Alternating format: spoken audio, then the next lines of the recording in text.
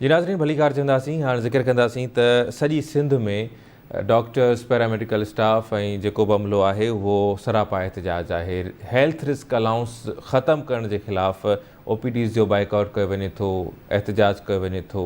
ॿोॾ ऐं बरसाति सबबि केतिरा ई सिहत मर्कज़ पहिरियां ई ॿुॾी चुका आहिनि। सिहत जो जेको इंफ्रास्ट्रक्चर आहे उहो तबाह थी चुको आहे। माण्हू जेके आहिनि उहे बेघर बणियल आहिनि, परेशान आहिनि, कैंपुनि में आहिनि, रोडनि रस्तनि ते आहिनि। कुझु वरी वापसि पंहिंजनि अबाणनि कखनि ॾांहुं वञी बि रहिया आहिनि, पर सिहत जा मामला तमामु घणा गंभीर थी विया आहिनि, बीमारियूं तमामु घणियूं थी वियूं आहिनि। इन सूरत हाल में एहतजाज कीअं आहे ऐं एहतजाज ख़तमु करण जे लाइ छा थी रहियो आहे या एहतजाज छो कयो पियो वञे, ऐं हिन वक़्त ताईं सिंध हुकूमत एहतजाज ख़तमु करण जे लाइ छा करे सघी आहे, सॼी सूरत हाल ते ॻाल्हि ॿोल कंदासीं। पीपल्स पार्टी जा सीनियर अॻवान आहिनि, MP आहिनि, पार्लियामानी सेक्रेटरी आहिनि हेल्थ बाबति। क़ासिम सिराज सुमरो साहब असांखे जॉइन कयो आहे। सुमरो साहब प्रोग्राम में भली कार चवां थो।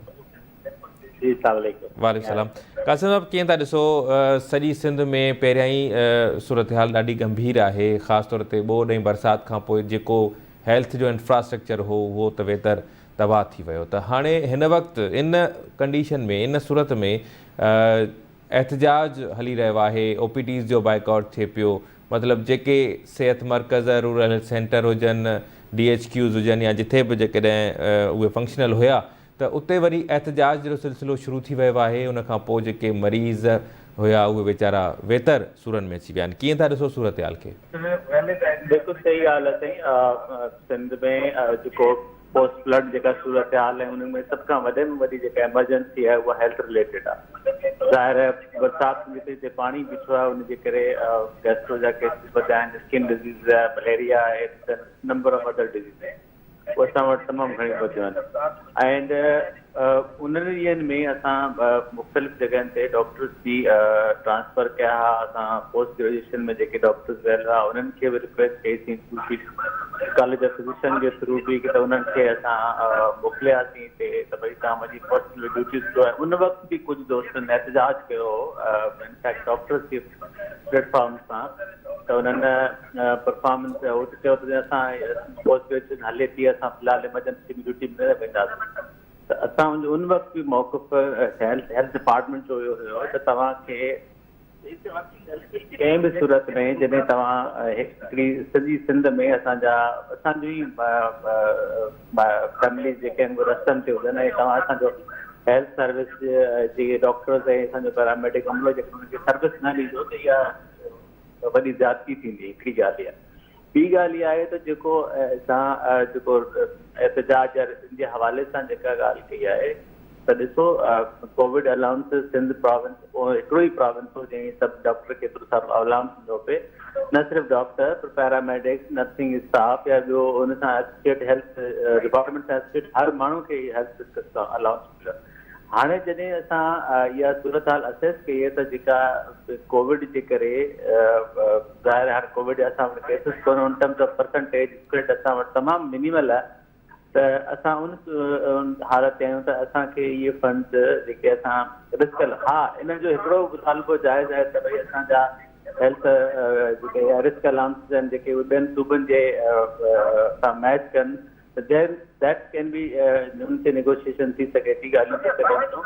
लेकिन इहो बिल्कुलु अनएथिकल आहे जेको जेका इंतिहाई इमरजेंसी वारी सर्विस आहे ऐं अदरवाइज़ सॼो ॾींहुं असां पंहिंजी धरती सां मोहबत जा जेके स्लोगन रेज़ कयूं ऐं ॿिए ॾींहुं असां जॾहिं सर्विस जो टाइम अचे तॾहिं असां जेको एसेंशियल सर्विस आहे उते ऐं उहो बि डिफिकल्ट टाइम्स में एसेंशियल सर्विस आहे त उते असां एहतजाज कयूं त इहा बिल्कुलु नामुनासिब ॻाल्हि आहे। एंड मुंहिंजी अच्छा सुमरो साहब, छो भला सिहत खातो या सिंध हुकूमत जेके एहतजाज कंदड़ अमलो आहे, डॉक्टर्स आहिनि, उन सां ॻाल्हियूं कनि या उनखे मोटिवेट कनि या जेकॾहिं उनजो मुतालबो जाइज़ आहे त उनखे एक्सेप्ट कनि या उनजो को हल कढनि, छाकाणि त एसेंशियल सर्विसिस जेकॾहिं न हूंदियूं ऐं ख़ासि तौर ते हिन सूरत में त सूरत हाल त अञा बहितर जेका आहे उहा गंभीर थींदी वेंदी।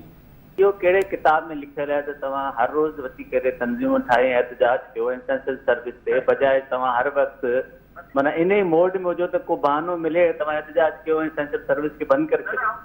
इहो त कंहिं बि सूरत में का कर्टसी कोन्हे, को अख़लाक़ी त एथिकल मोड कोन्हे, कुझु बि न आहे। माना दिस इज़ गवर्नमेंट माना इन ॻाल्हि जे लाइ वेठी आहे तव्हां पंहिंजे जेके एम्प्लॉइज़ जिन खे तव्हां जॉब ॾियो, जिन जे लाइ तव्हां रिसोर्सिस जनरेट कयो, जिन जे लाइ तव्हां सभु कुझु कयो, इन्हनि डॉक्टरनि कहिड़े ॾींहुं मुतालबो कयो असांजी फलाणी अस्पताल में फलाणी शइ जी कमी आहे, उहा बहितर करे। इन्हनि कहिड़े ॾींहुं डॉक्टरनि पुछियो आहे असांखे फलाणी मेडिसन जी फलाणी शइ जी कमी आहे या फलाणी सर्विस जी कमी आहे, फलाणी HR जी कमी आहे, उहो असांखे बहितर करे ॾियो। इहो सिर्फ़ु मुतालबा इहे आहिनि असांजूं पघारूं वधाए ॾियो, मुतालबा इहे आहिनि असांजा हेल्थ रिस्क अलाउंसिस वधाए ॾियो, मुतालबा इहे आहिनि त असां ड्यूटियूं जेको आहिनि कराची हैदराबाद में कंदासीं, असां जेको आहे उहो थरपारकर या कश्मीर या जेकबाबाद या शिकारपुर ड्यूटी न कंदासीं। इन्हनि जो मुतालबा इहे आहिनि, इन खां सवाइ कहिड़ा मुतालबा आहिनि जिन ते असां वेही करे गौर फिकर कयूं। सही, पर डिस्टर्ब लॻो पियो आहे पूरो इंफ्रास्ट्रक्चर सुमरो साहब, त उनखे उन जो को हल त निकिरणु घुरिजे न, त उहा साॻी सूरत हाल जेका आहे वधीक उहा ख़राबु न थिए। छाकाणि त जेकॾहिं अस्पतालुनि में डॉक्टर्स न हूंदा, पहिरियां ई तव्हांखे ख़बर आहे त खोट बि हूंदी आहे ऐं अदम मौजूदगी बि हूंदी आहे, त मरीज़ जेको आहे उहो ॾूरान इलाइक़नि खां अचे या उन ई शहर जो उन इलाइक़े जो हुजे, पर उहो परेशान थिए थो, उहो भोॻे थो। ॿुधो, हाणे अर्ज़ु इहो आहे त असां जेका जाइज़ ॻाल्हि आहे उहा जेकॾहिं हुनजी मुतालबनि में इहा जाइज़ ॻाल्हि आहे ऐं उन ते हू कंहिं ॻाल्हि में अची बीहनि था त government is ready to do this. Otherwise